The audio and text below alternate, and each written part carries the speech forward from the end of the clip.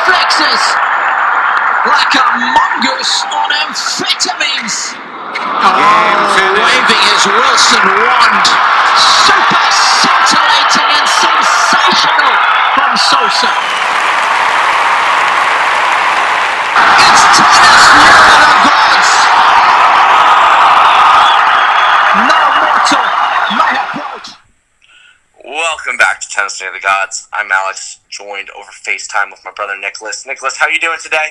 I'm doing very well today. I feel very prepared. I gotta be honest with you. I know. You need to step up your game. You really do. I need to too. I mean, after what I've put forward the last couple of weeks, I really need to get it going. But you especially. So today, Paris has just concluded the Masters 1000 to end the season.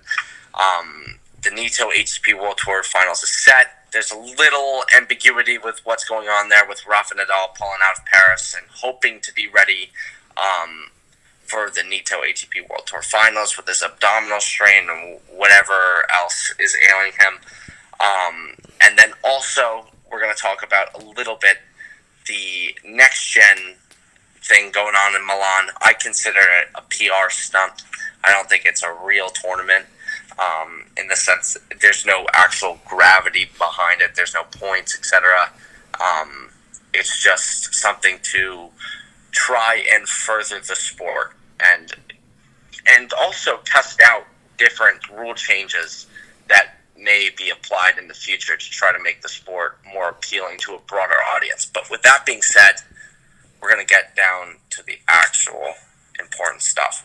Paris. Djokovic is your champion, 6-3, 6-4 over Denis Shapovalov. Djokovic was a stud. Locked in, right? I mean, I wouldn't say locked in from the very beginning. His first match and a half, I thought were very sloppy against Corentin Moutet and Kyle Edmund. He was missing just second balls that completely uncharacteristic. But again, it's the first... He's a human. He's a human being. He's a human. First couple of rounds, but then he put on a masterclass against Stefanos Tsitsipas and then just proved his worth against Dimitrov and Shapovalov. Proved his worth. What a saying. Terrible. Come on, dude. But yes, I agree. I was actually thinking about it before we were going to do the podcast. How we've been judging Djokovic over the course of this year. I mean, what are we expecting out of the guy? He still has that insanely high level of tennis. He's bound to lose at some point. Like these guys, it's tennis. This is a sport where you're not going to be at your top level week in and week out. And especially as you get older, that level is not going to be sustained as long. But he still has it. We saw it in Melbourne, and then we've seen it now in Wimbledon, Paris, where he was locked in. Wimbledon, I say he wasn't as dominant. Paris, he was dominant. I mean, he was returning at an absurdly high level. Mm-hmm.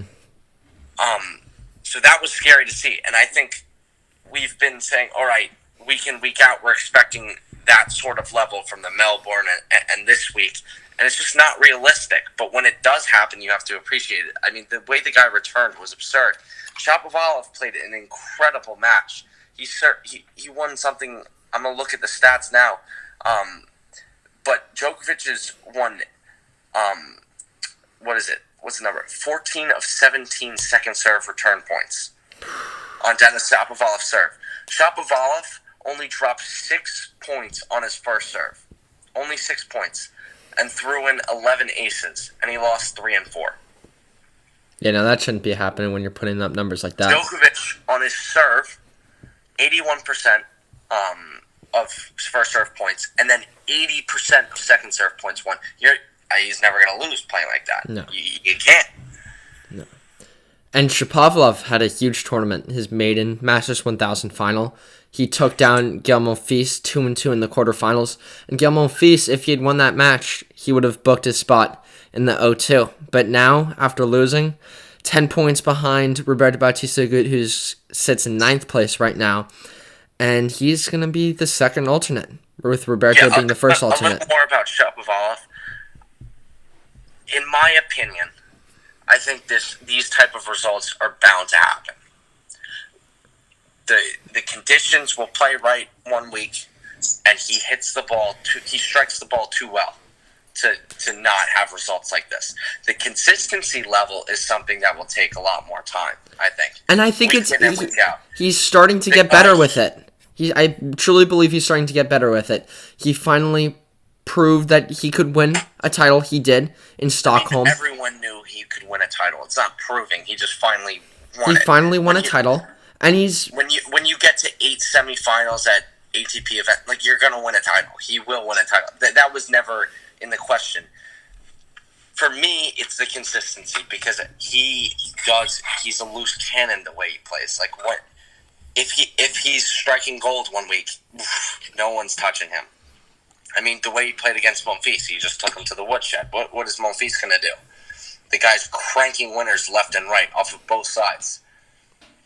Yeah. And he has a massive serve, and he just plays so freely that if he's on, he's gonna outstrike you. He's just gonna force you back, and he can just bing bam boom, and the match has nothing to do with what you're doing.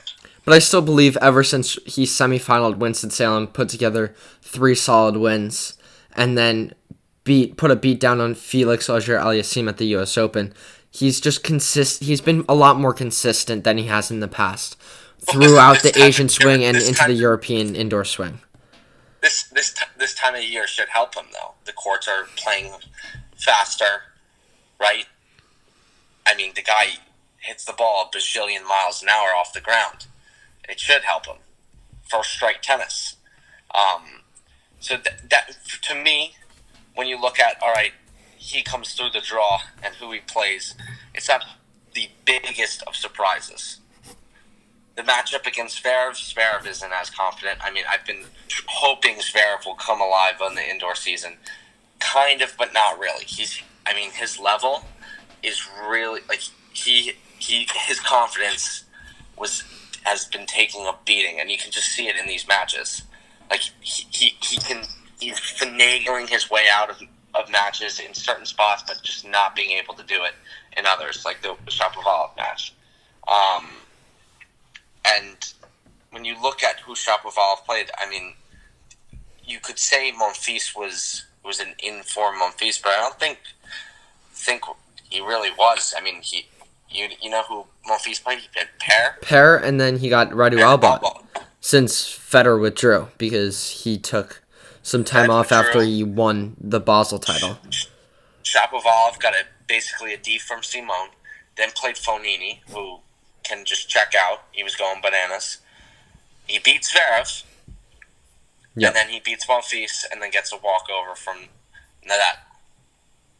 So, big week, but he got help along the way, in my opinion.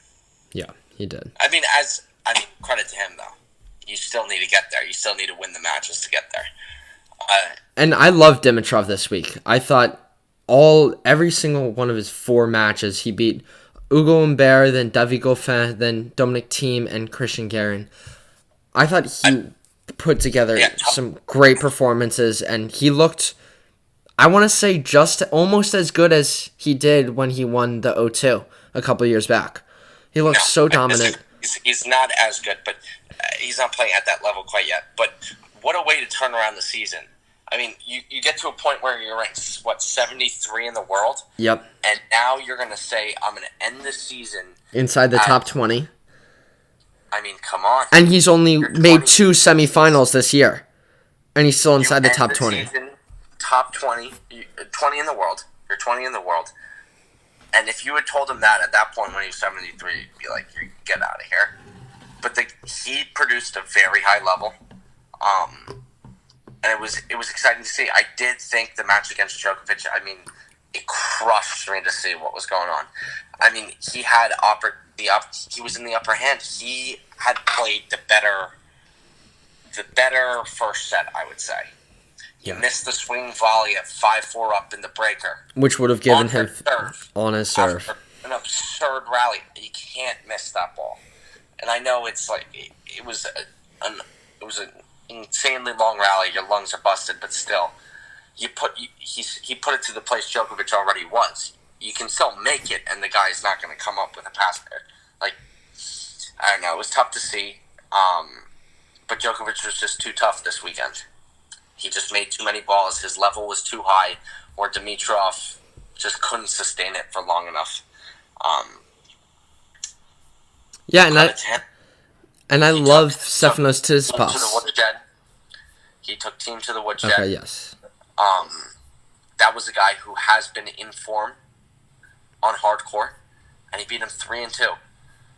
And in a way, just took control of the court, got the ball on the team's backhand side, and never really looked back. Just found his forehand, was dictating, returning well.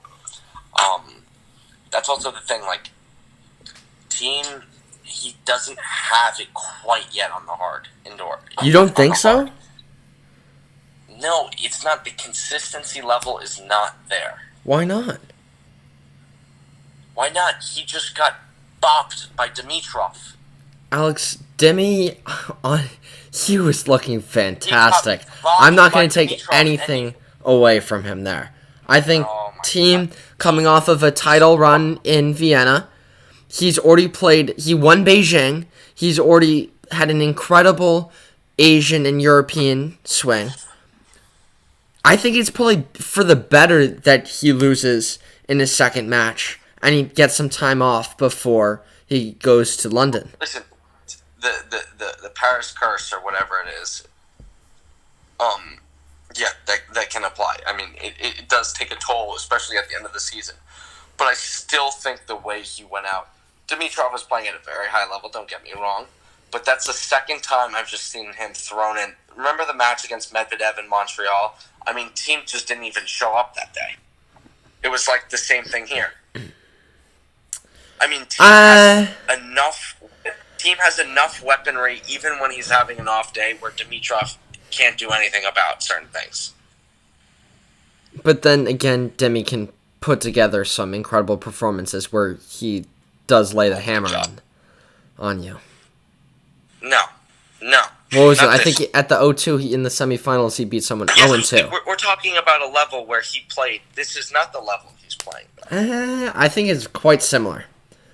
He played very high level, don't get me wrong, but I just think team, that was a little disappointing. Disappointing. Well, I was definitely not disappointed by Steph. The Daniil Medvedev loss, who cares? I mean, you look at the stats, and he was 0 for 9 on break points in the final third set. It happens. The guy's not Superman. He's not going to win every match he plays. No. And he looked very uncomfortable against Chardy.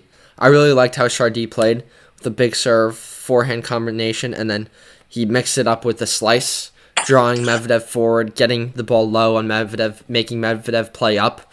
And there's a lot more linear tennis rather than moving side to side, which is what Medvedev likes. And I thought that was perfect. I used to think that at the beginning of the year, I thought Medvedev would struggle with all that stuff. He doesn't. He loves the shawarma. He can shawarma right back. Like, it was just one of those matches where Chardy was playing hot, serving well, hitting big, and Medvedev literally just couldn't find a way to win the break points. And Chardy, I'm not going to say luck box, but the one game where he gets into on Medvedev's serve, he breaks. When you go 0 for 9 on break points in a third set, this is not overall in the match, just in the third set, you're in some trouble. Yeah. You're in a world of trouble. So I think it's honestly for the better for Medvedev coming to London. It's not a big deal. It wasn't a big loss either. He's going to lose at some point to a match that's upset. The level in terms of like the margin for error at the professional level is so slim that one day you're not feeling it, let's say, and you don't cash in on those opportunities, the other guy's going to take it. Yeah. And I loved how Stefanos Tsitsipas he's becoming very consistent again. He made the quarterfinals here, just played 2 solid matches against Taylor Fritz and Alex de Minaur. Can I put this in perspective again? He's becoming consistent again. He's had an amazing year. Yeah, no, he has. It is tennis. These guys are not going to have results the same exact result back to back to back to back to back. But that's what he's doing here, which I think is incredible. No, it's in waves. Like to say that it's coming back. This is what again where I think like it's bound to happen in a year. You're bound to have rough periods. And he's rebounded, which is great. And I love him coming into London. Obviously he's going to rebound. He is the better player in most of the matches he's going to play. He is. He will, like, again, margin for error is so slim. Except those better players have that little edge. So when they're on, which is most of the time, they'll edge that guy out. And Kachanov, who won the Paris title last year, was ousted in the first round, in his first match against Jan Leonard Struve, 7-5 in the third. So he drops all of his 1,000 points and drops outside of the top 16 to 17 in the world, which is tough for him. Yeah, and but Struve, like again, big guy can get hot, and he can shot make with Kachanov, and the match was a very high level. And same with Tsonga, who made the quarterfinals here. Yeah, Tsonga too. Beat Berrettini. Berrettini, you can say the fatigue and all that, but Tsonga was hot. Same thing with the Daniil Medvedev match. It's a French guy playing in front of French crowd, partisan crowd. He's going to get fired up, and it's going to be tough to overcome. One quick thing: Jack Sock lost all his ATP points from this weekend. He's not even going to be ranked. He's gone from 8 in the world to unranked. How crazy is that? That will be one heck of a comeback story if he can. And he doesn't get any protected ranking. He's going to have to rely on wild cards to get into futures and challengers. There's no way he's playing futures, but still. Yeah. Imagine him needing a wild card to get into qualies of a future. I mean, yes, theoretically he'd need it. Yeah. I mean, crazy. Yeah. Crazy. But hopefully he can. I think you're higher on the national standing list than he is. Who knows? Probably not. I mean, so that about wraps it up. Oh, one more thing. Rafa Nadal, the abdominal.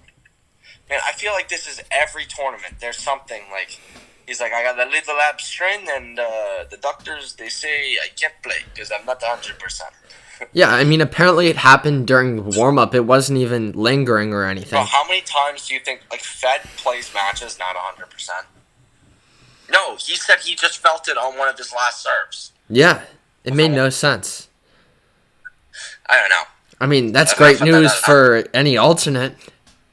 Come on, Roberto. I mean, he's not pulling out of the O2 because of an abdominal strain. Yeah. There's no way. There's no way.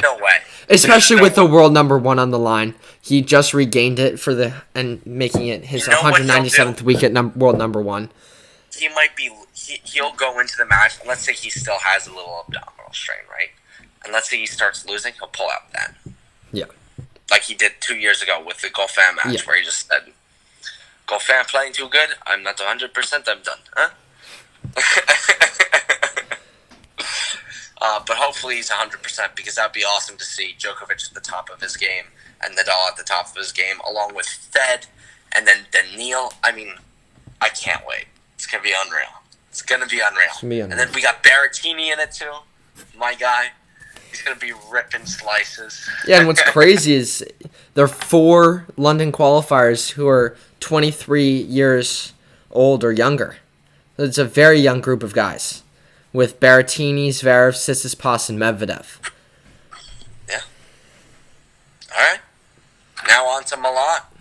With the NextGen ATP Finals, we got 8 participants. Right, Nicholas? 8? Yep. Group A and Group B. In the biggest PR stunt the ATP has put on. So I enjoy watching it, even though I do think it's a little overhyped and exaggerated even by the players. I mean, remember last year with like Fritz like freaking out when he was making shots. Like they were definitely told. They were completely told to just amp doesn't up. React like that, and like even his biggest match that he's played. Yeah, not at all. But we have some of the top younger guys in here: Diminar, Kasper Ruud, Kekmanovic, and Davidovich Fokina in one group, and then you have Tiafoe, Humbert, Ymer, and Sinner in the second group. So right away, you think Yannick Sinner. Yannick Sinner's my guy. He got the wild card in. He's just sitting outside the top 100, right? He was 101. No, he's right now inside the top 100. So now he broke it. 11 Jake, guys. On it, buddy. You're on it. You're on it with your research. You clearly didn't read my profile, though. I did read your profile because he started off the year ranked 549. So look at you coming through with the player profiles. But he's the guy that I want to see the most out of all this group. I mean, Tiafoe, you know what you're going to get. Same with Diminar, same with Kasper Ruud, Kekmanovic. We know their games. We just want to see, like, I see Sinner being the next stud, the next big guy. He's got the game style, and it's just like you want to see him progressing because this could be the next number one in the world. Yeah. He has the shot making ability. He's still very young. He's a phenomenal ball striker. So it's exciting to see how he faces off against these players. Because he beat Tiafoe in Antwerp. He doesn't have quite the ranking to be competing against these guys week in and week out in terms of getting direct acceptances, but he should be. Level-wise, he's there. And he's made a dramatic rise, right? He was losing in January. He was losing in futures in Tunisia, and then he turned his season around with a wild card, winning a challenger. Confidence. Exactly. It's all about confidence. You get confident, and he has that big game. It starts clicking for you. Just like remember when Shapovalov broke out? It's a little bit different, but Shapovalov broke out in Montreal, where he got the wild card into the main, saved like 4 match points against Dutra Silva, and then goes on later and beats Nadal and makes it to the semis, right? Semifinals, yep. Something like that, yeah. Something crazy. Like, that's kind of what Sinner... I mean, not to the same extent. Sinner hasn't had that massive tournament like Shapovalov had, but he's been very methodical. And his wins have started to pile up. But when I take in this tournament overall, I just see... I think Diminar has to be your guy that he says to win it. He comes in as the highest ranked player. The highest ranked player has won it each year. Hyun Chung won it. I don't know if he was the highest ranked player, but he was the best informed player coming in. Last year, Tsitsipas was definitely the best player. He won it. And I think Diminar is the best player this year, and he will win it as well. Yeah, the only person who I see beating Diminar in Group A is Miomir Kekmanovic, and even that, no. I don't see it happening. I think Diminar, the discrepancy, Diminar is definitely the established best player. Tiafoe has that high level. He comes in as the second highest ranked, but he's not as consistent as Diminar is. No. And so I don't have much to say about this. I'm going to watch it just for fun. And I'm really interested to see Mikael Ymer play because he's been the most dominant force on the ATP Challenger Tour this season. He's won 4 challengers, along with 39 wins and making 2 other finals. He's up to, I believe, 74 in the world, and up from starting off the year at 255 in the world. So he's improved dramatically. And although he did lose to Ruud, I still like him on indoor hard courts. He won a match in Stockholm, beating João Sousa. And then... Yeah, listen, the guy's got game, for sure.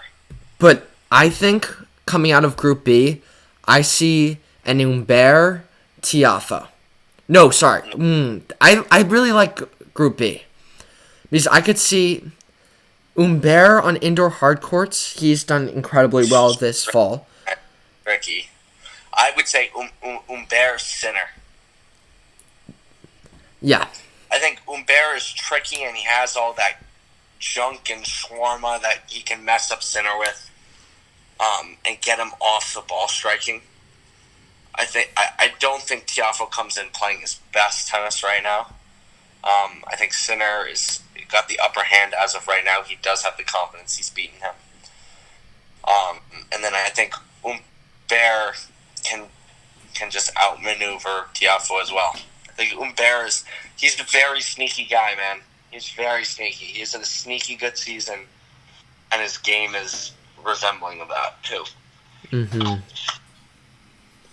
And then in the upper group, I say Demonor is a must, and then it's between Kekmanovic and Ruud, and I'm going to take Kekmanovic. Yeah, I agree there. Casper Ruud, clay court player. He's made his living on the red dirt, so I don't see anything else. Again, Demonor taking it. This is all I got for the tournament. That's my 2 cents. What do you got?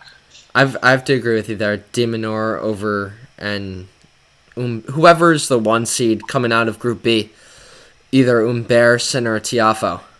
I think it's between those 3 guys to come out of Group B. And yeah, that's a wrap for me. Thank you guys so much for listening. We appreciate your support. We apologize.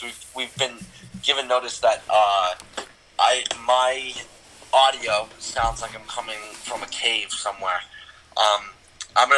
We're gonna try to get me a second mic. So we need investments. We need investments. Yeah, we need financing. Yeah. From our 6 listeners, but we need to figure out the logistics of that too. So we're gonna figure that out. And we really appreciate you guys listening. Appreciate the support. Thank you very much. Get you guys next week.